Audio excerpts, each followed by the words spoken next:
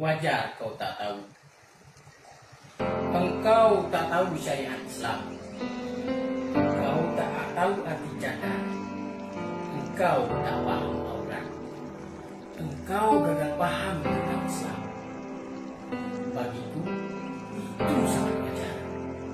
Sebagai anak dari salah seorang pejuang, engkau dilahirkan dalam keluarga ambangan. Wajar engkau tak tahu. Engkau hanya melihat Indonesia dari keterbatasan tahu. Engkau mencoba menolak fakta bahwa Islam adalah mayoritas agama di Indonesia.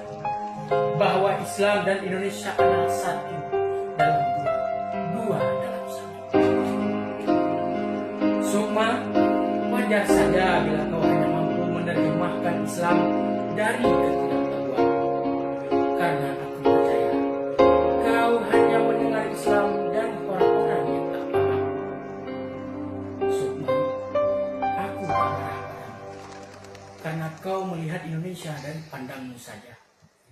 Tapi andaikan puisi itu tak pernah ada, pastilah aku takkan pernah tahu bila kau anti Pancasila, bila kau anti Bhinneka.